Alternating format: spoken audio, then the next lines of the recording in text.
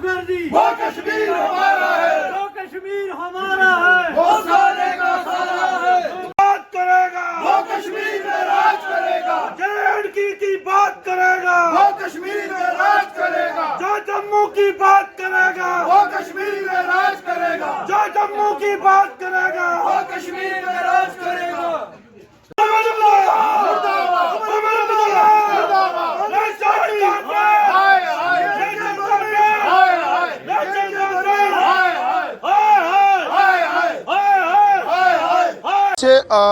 पूरी देश की जनता को ये बताना चाहता हूँ कि आज जो हमने यहाँ पर प्रोटेस्ट रखा है भारतीय जनता पार्टी पुंछ की यूनिट की तरफ से, कल जो जम्मू कश्मीर असेंबली के अंदर उमर अब्दुल्ला सरकार ने एक रेजोल्यूशन पास किया है, हम उस रेजोल्यूशन की कड़े अल्फाज में यहाँ पर मजम्मत करते हैं। जम्मू कश्मीर की गवर्नमेंट को ये कोई अथराइज ही नहीं है कि वो ऐसा कोई बिल लाए या कोई ऐसी रेजोल्यूशन पास करे, क्योंकि पार्लियामेंट के दोनों हौसलों ने और हमारे देश की सबसे बड़े, जिसे एक मंदिर मस्जिद करार दिया जाता है, हमारी जो सुप्रीम कोर्ट है जिसको देश का सबसे बड़ा ताकत कहा जाता है, उन्होंने इसको दफन कर दिया हुआ है कि आखिरी दुनिया के आखिरी दिन तक 370 और 35 से जम्मू कश्मीर में वापस नहीं होगा है। और जब तक हम भारतीय जनता पार्टी के एक एक कार्यकर्ता जिंदा हैं तब तक ऐसे कानून जो जम्मू कश्मीर के हित के लिए ठीक नहीं है, कोई भी यहाँ पर लागू नहीं होंगे। जय हिंद। हमने देखा असेंबली के अंदर जो रेजोल्यूशन पास किया गया नेशन कॉन्फ्रेंस की तरफ से, ये सरासर जनता को गुमराह करने वाली बात है। 370 और 35 ये कभी टूट नहीं सकता। जनता को ये समझना चाहिए कि ये रेवोल्यूशन लाकर जनता को गुमराह करने वाली बात है। पत्थरबाज वापस आएंगे, आतंकवाद पीक पर आएगा, बेरोजगारी पीक पर आएगी।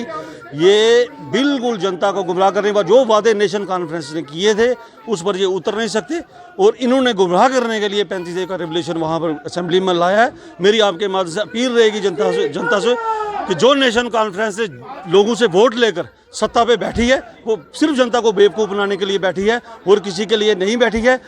और हम पूरी तरीके से नेशनल कॉन्फ्रेंस को कंडेम करते हैं, और किसी भी कीमत पर जब तक भारतीय जनता पार्टी का एक एक वर्कर जिंदा है 35 से और 370 स्टेट के अंदर कभी लागू नहीं होने देंगे। दफा जो जिस तरह से एक बिल अनकॉन्स्टिट्यूशनल बिल असेंबली के अंदर लाया गया, उसका प्रोटेस्ट करने के लिए हम सब लोग यहाँ पर इकट्ठे हुए। जो एक बिल पार्लियामेंट के दोनों हाउसेस ने डिस्कशन करके पास किया हो, उसके बाद सुप्रीम कोर्ट ने उस पर मोहर लगा दी हो, ऐसा कोई भी बिल असेंबली की इतनी ताकत ही नहीं होती है उसको ला सके या उसको पास कर सके। ये सिर्फ लोगों को बेवकूफ़ बनाने के लिए किया गया है। मैं समझता हूँ कि ये जो लोगों के साथ इन्होंने वादे किए हुए थे उनसे पीछा छुड़ाने के लिए इन्होंने एक लोगों को गुमराह करने का काम किया, जिसकी हम कड़े शब्दों में निंदा करते हैं। मैं समझता हूँ जब जम्मू कश्मीर के अंदर मिलिटेंसी पीक पर थी तो यही डॉक्टर फारूक अब्दुल्ला थे जो चीफ मिनिस्टर थे, लोगों को छोड़कर इंग्लैंड के अंदर जाकर बैठ गए थे। यहाँ 2014 से पहले 40,000 लोगों का यहाँ पर कत्ल हुआ, उनको शहीद किया गया। मैं समझता हूँ उसका जिम्मेवार नेशनल कॉन्फ्रेंस और कांग्रेस है। आज 2014 के बाद अमन और चैन और शांति यहाँ पर आया। मैं समझता हूँ कि ये लोग डेवलपमेंट और तरक्की के दुश्मन हैं, इसलिए आज हम इनको एंटी नेशनल जो फोर्सेस एक दोबारा एक्टिव हो रही हैं, इसके खिलाफ आज हमने प्रोटेस्ट किया। और हम ये भारतीय जनता पार्टी का एक एक कार्यकर्ता जब तक जिंदा है, हम ये दावे के साथ कैसे हम ऐसा कोई भी कानून, ऐसी भी कोई भी चीज़ यहाँ पर लागू नहीं होने देंगे जिससे यहाँ पर अमन और चैन के खिलाफ यहाँ पर माहौल बने। इसलिए आज हमने यहाँ पर प्रोटेस्ट किया।